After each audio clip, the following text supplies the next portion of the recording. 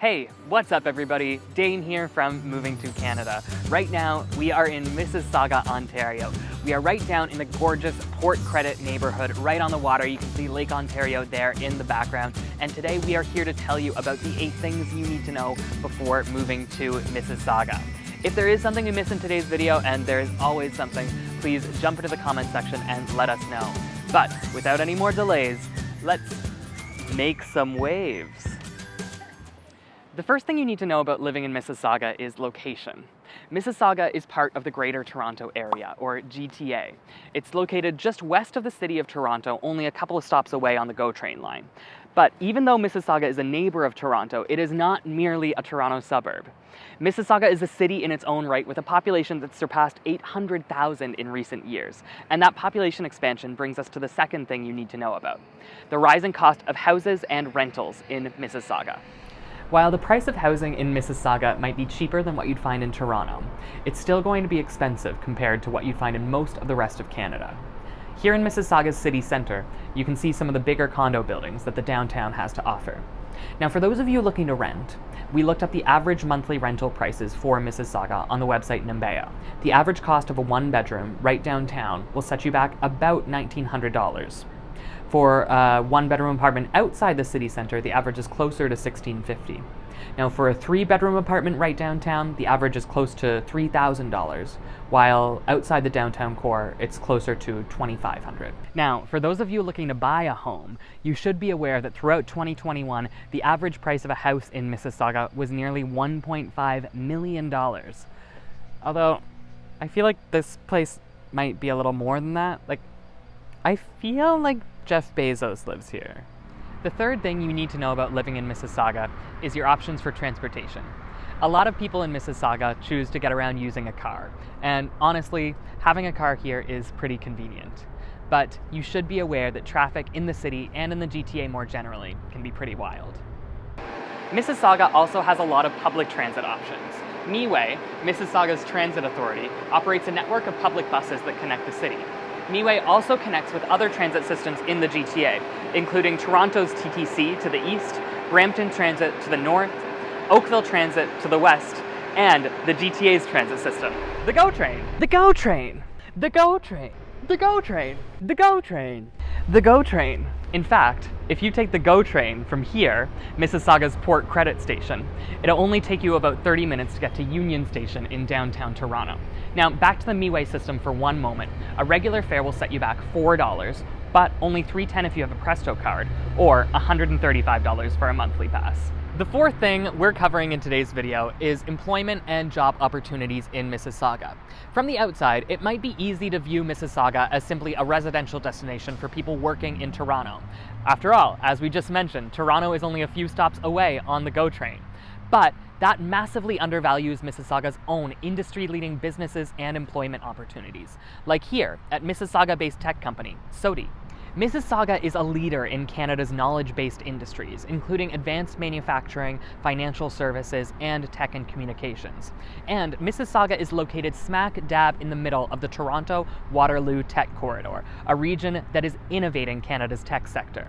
A recent report by McKinsey suggested that Mississauga has the potential to become one of the top innovation ecosystems in the world, with Fortune 500 companies like Cognizant leading the way.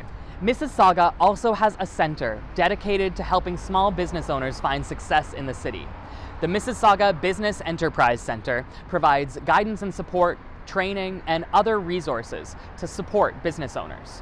Whether you're a talented tech worker or an entrepreneur with a vision for a new business, Mississauga could be the perfect place to grow your career.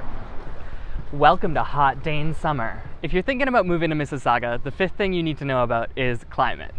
Mississauga has a classically Canadian climate. Winters are going to be cold and at times pretty harsh. According to the National Oceanic and Atmospheric Administration, in January, the coldest month of the year, the average daily low is -9 degrees Celsius.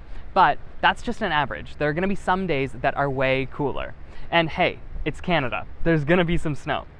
Summers, on the other hand, as you might be able to tell, are pretty wonderful, especially with the lake right here.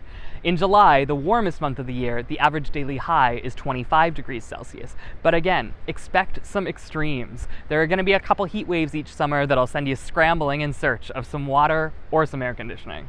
The sixth thing you need to know about living in Mississauga is that it is a diverse city and a very popular destination for newcomers to Canada.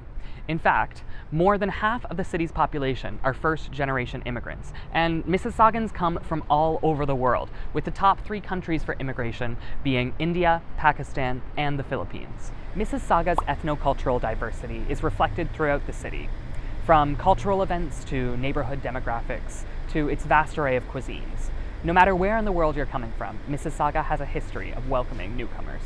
The seventh thing you need to know about is Mississauga's access to incredible cultural and green spaces. Right now, we're standing in Mississauga's Celebration Square, a downtown venue that hosts a range of public programming, including live performances, community events, and the Lions Farmers Market, where you can meet with local vendors and buy a range of local products. Mississauga also has the Meadowvale Theatre, a popular community arts space, the Living Arts Centre right downtown, the Art Gallery of Mississauga, and several museums. Like this one. This is the Bradley Museum Complex, a historical acreage that includes a range of heritage buildings, including this log cabin styled from the 1800s. Mississauga also has a ton of green spaces and parks. This is the Rattray Marsh Conservation Area, which has boardwalks, trails, and birdwatching. For something smaller and a bit more tranquil, you can come here to Karia Park, a little Japanese garden where you can hide out from the bustle of the city. The eighth thing we love to feature in these videos is the food and drink options available in the cities that we're visiting.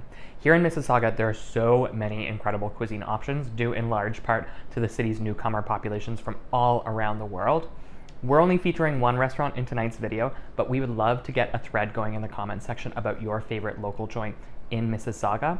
Tonight, I'm going to be trying the Jahangiri Murg Korma from the Maharaja. It's an Indian restaurant that came very, very highly recommended.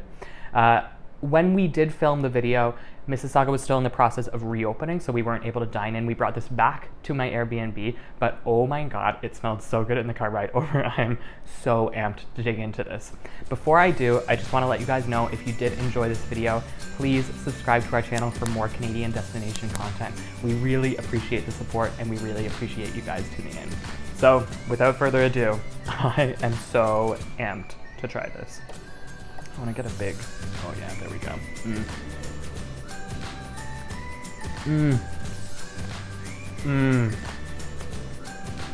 Oh my god, that's good.